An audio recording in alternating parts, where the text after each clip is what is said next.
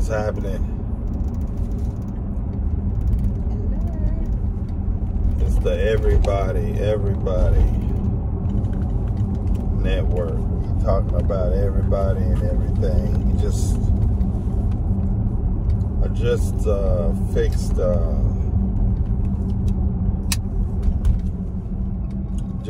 the toilet. It was clogged beyond using a snake. So we just fixed that. I was talking about that earlier. You know, I'm a guy that takes care of his house. I'm like old school, traditional, whatever you want to call it. You know what I mean? Hands-on, traditional. So I took it loose. Got what was clogging it. You know, I had to replace some parts, some of the anchor bolts because they were rusted, of course. Got it back down. I still have to seal it with some caulking, but outside that, we good. You know, that's what a high value man is. Yes. That's what a high value man is. One that takes care of business. You know, I could either pay somebody to do it or I could do it myself. I choose to pay because I'm like, why pay somebody to do something that I can do? So that's my take on things. I'm getting older. Just hit 52, so I kind of slow down a little bit, or I just kind of take my time to do it because I really don't want to do this shit anymore. But I ain't gonna pay nobody no $200 to do it, so you know, sometimes you got to do what you got to do. You know, latest topics, man. What's the latest topics of the day? What's the latest topics? I mean, I see a lot of people coming online, you know, talking about their sex counselors or specialists. They got their certification. Yeah. You know, and that's cool, you know. Well, it just shows that more people are talking about it. It's not being... And more open. Yeah.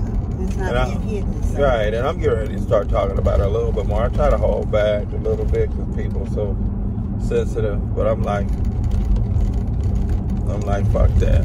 You know what I mean? I'm done. I'm just going to speak on it. My opinion, how I feel, you know.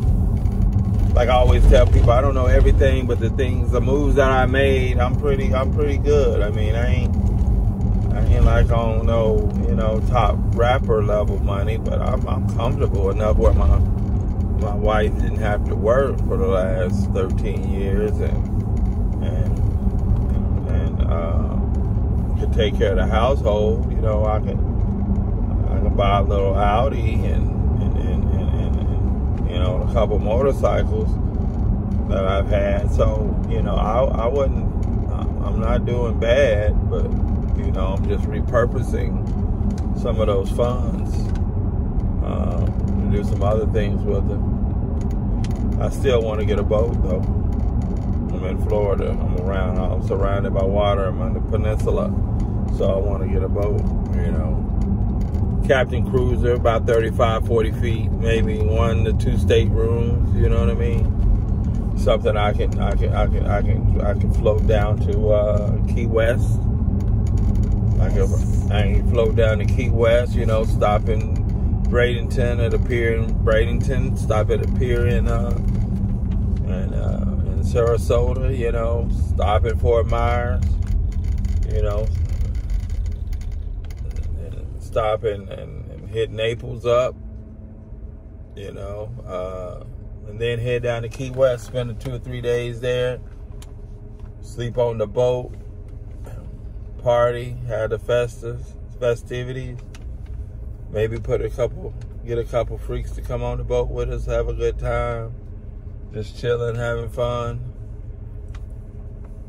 grilling some fish, You know, just having some good adult time. That's where I'm at in my life now. We raise kids. I'm not trying to be so engaged. I'm trying to enjoy these last years that we have. But topics. What else? What else people doing? We're seeing people do monetization. Yes. You know, I've been knowing about it, but we been hesitant about jumping into it. But you know, monetization is good. You know, that's, you know, like they keep talking about internet 3.5. You know, 4.0. You know, and all the things that come with it, like Bitcoin. Like I knew about Bitcoin back way in the 90s, like 95. You know, 95. Or was it 95? No. My damn date's off. That's how old I am. Is it 95? No, not 95. 2005. 2001, 2003, to start seeing it pop up. So it's been around for a while. And at that time, I don't believe there was any other coins. If there were, there was maybe one or two. But Bitcoin was the biggest one. You know, I'm talking to a lot of friends and people I know about Bitcoin, but they're like totally oblivious to cryptocurrency, which Bitcoin is a part of. You need to get more involved in understanding what Bitcoin is and what cryptocurrency is. Also, they got NFTs, which is really, really weird because they're creating images, digital images, and these images are carrying weight enough to invest in. That's some real strange shit to me because I'm still stuck. A lot of times I'm still stuck in the old school, which I know I helped usher in a lot of technology over my 25-year career. But yeah, NFTs, cryptocurrencies, they're a big thing, and you should at least know about them, even if you don't plan to invest in them because you don't think they fit your life goal, your life financial goal. What else topics we talking about? You know, I'm always talking about autism. I've been talking about autism. Yeah, that's what we were supposed to talk about, autism.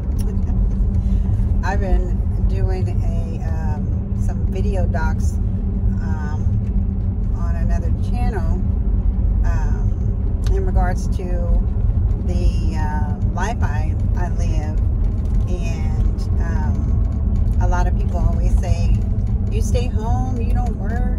Like I'm not valuable as if I'm not working, but they couldn't walk a minute in my shoes. So I'm grateful that I don't have to work, because I can imagine some of the things that we read about people zapping out and not being able to handle having special needs children and working and holding down a household, and most of the time doing it on their own. It's hard. It's hard with two people. Right. So, you know, people need to be mindful of what they say and their judgment. And I always tell people anymore, judgment has to do with the person that's doing the judging. It has nothing to do with you. And so I don't let anything anymore bother me. I just want to put out the information so that people can stop judging other folks, because I don't care about the judgment, because it has nothing to do with me. It's all about you, whoever's doing the finger pointing. Right.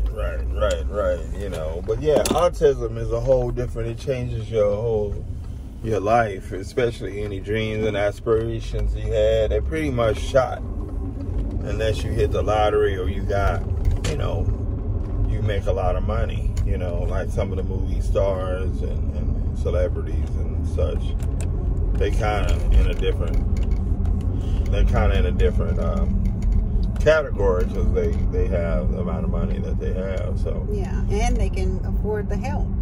You know, they can afford to have live-in person that nanny, whatever you want to call it, babysitter, yeah, that we can pay for it. I mean, you know, even if you pay someone minimum wage, which is around like $9, right? Yeah. And you want them there half a day, that's like, you know, $36 a day to help out or whatever. You know what I mean? Even if you pay them like full time, right? You go full time, that would be what? 37. That'd be $72 a day. And could I pay that? Yeah, I could probably pay that. You know, and get by, but you know, it's always about finding the right fit, like in any relationship, right? Yeah. But especially someone working with your children. But the average person, say our average people making $50,000 a year, can they pay $72 a day? Right. I don't want to pay it. I don't want to pay it. And you might say, oh, well, they pay babysitting. Well, a lot of times they split shifts so that they don't have to pay babysitting, because that's taken out of the household as well.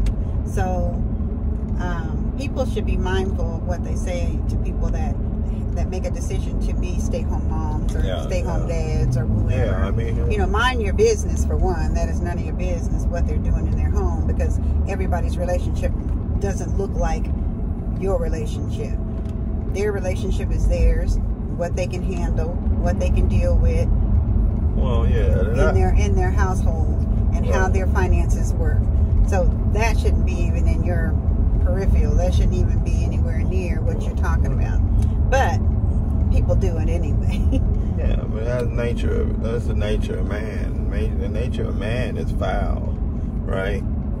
And no one can tell me any difference. You know, you have a spirit to tell you might not do this or you shouldn't do that, but the nature is foul. And that doesn't mean that you have to walk around on pins and needles. It just means that you have to be very careful, because you never know people's intentions or their motivations. Yeah. And, you know, and where they come from and why they think like that, you know. But in regards to being a protector and taking care of your home, you always have to be on point, because you can't afford a mistake, because a mistake could be costly. You know, it could cost you your livelihood or the livelihood of those around you. But yeah, autism is no joke. It's and I feel like we're somewhat. I hate using the word blessed. I try to find different words, because that makes it seem like someone else isn't. We are, but they're not. But we're definitely in a better position than a lot of people, because one, we are still together as two adults that are pretty smart and pretty sensible. What was she gonna do? Run over the bus? But very smart and sensible. And the time we started having these sets of kids, we were 30, 34, up to 30, 38, 34 to 38 years old.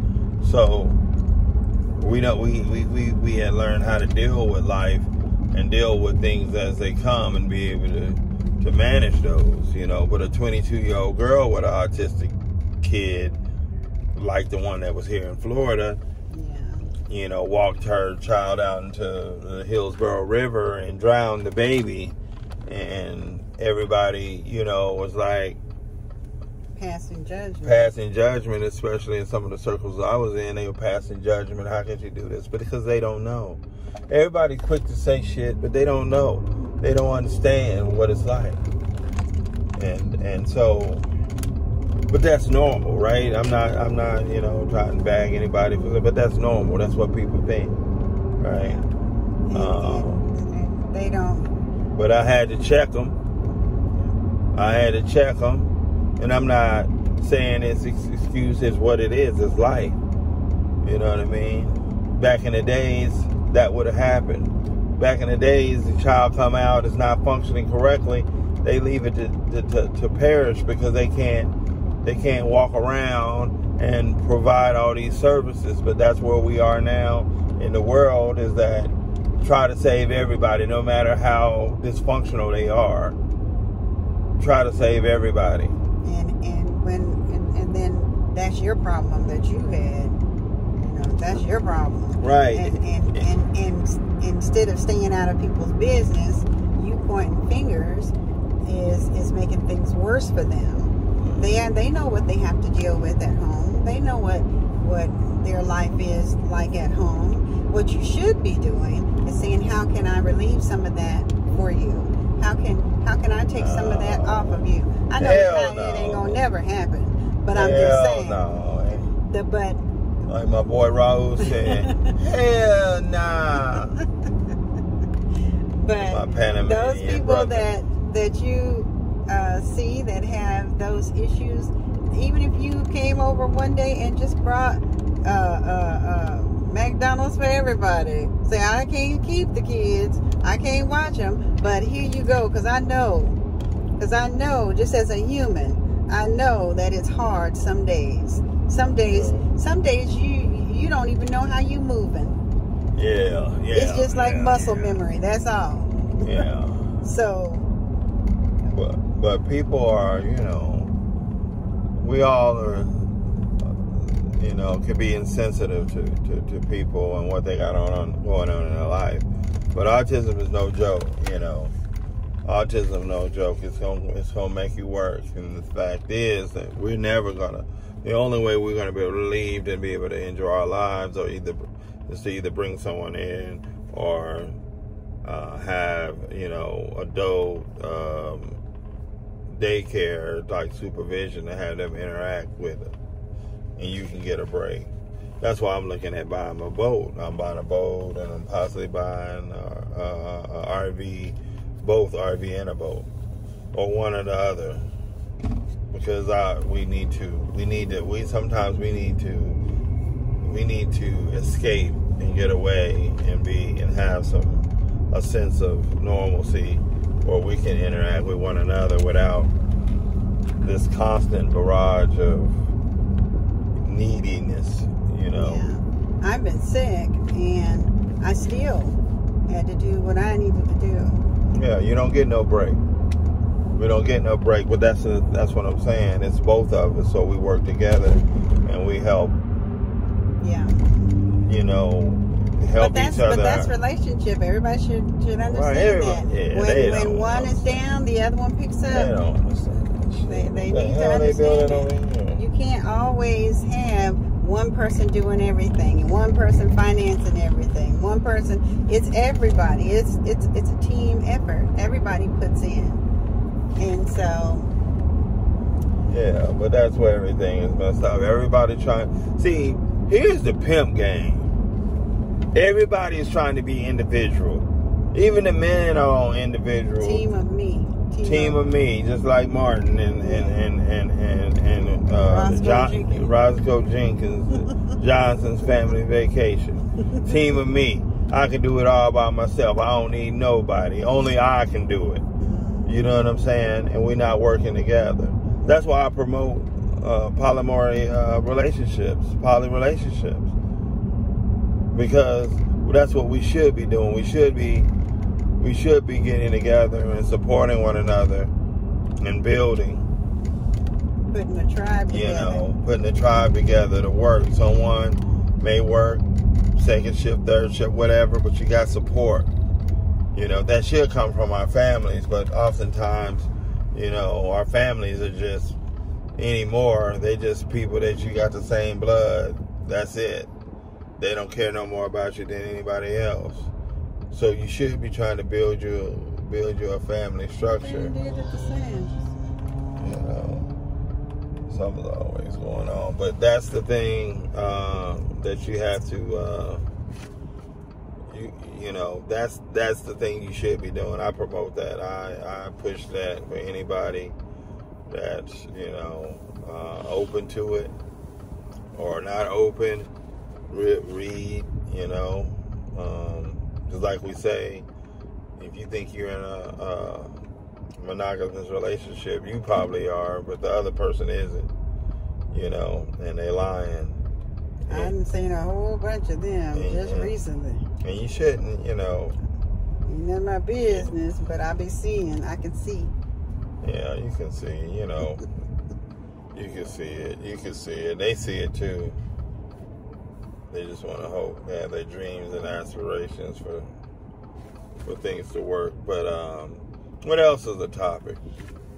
What else is a topic that came up, you know? We really watched a video of my man, what's his name, Charleston White. What's his name, Charleston? Is that the guy that we just watched? I don't know. Yeah, I think it's Charleston White, but he had pretty good things to say. Talking about how we grow up in the hood and the things. You know, he's 44. The video I seen, he was 44. I'm 52. So roughly in that same era in the 70s, we've seen a lot of stuff. We've seen the black exploitation movies. We've seen all the hood stuff and how people aspire to be hood-like, you know. And that's the interesting thing. That I never aspired to be that.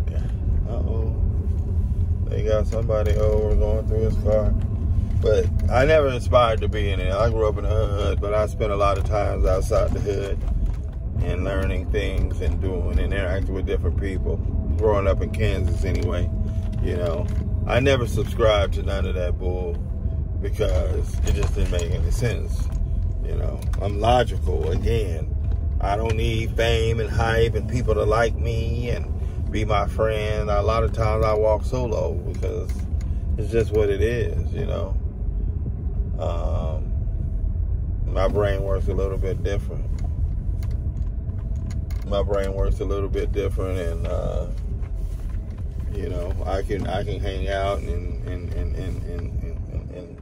have conversations with a total stranger and share knowledge and have a good time. So all that wanting to be hood and sell drugs and be a pimp and all of that, I just wasn't into all of that.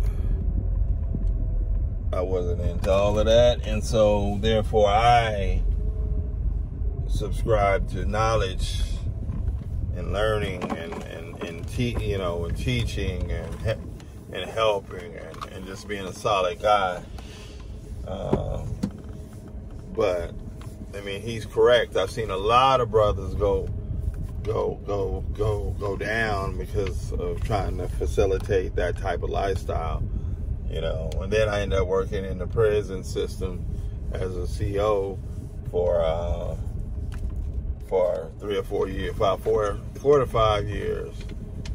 And I've seen a lot of brothers I grew up with, I went to elementary school with, junior high with. They were locked up, man. It was sad. It was really, really sad. It was a sad situation. Yeah, so I did that, and then I worked in IT for a couple years at the same facility. Came back and seen a lot of other brothers that have been locked up, or you know, recidivism rate, you know,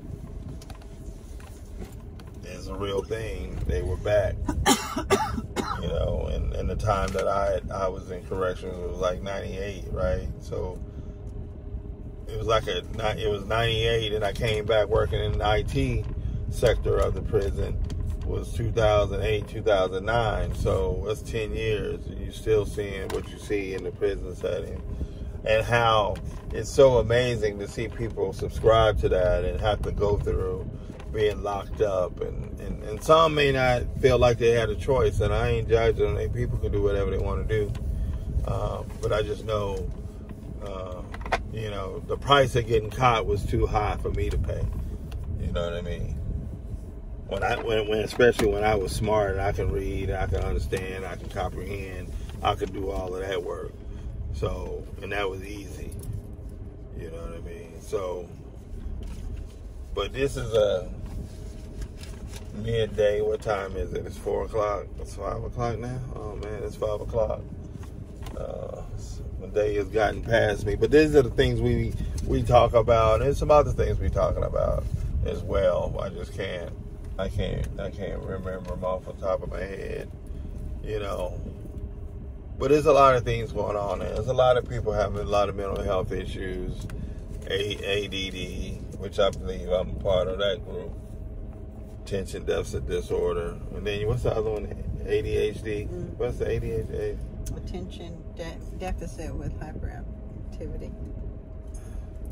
I ain't hyper. Mm-hmm. I ain't. Oh, no. I probably was when I was younger, but I ain't hyper now. No, I thought you just asked me. No, I did, but I was just trying to think, you know.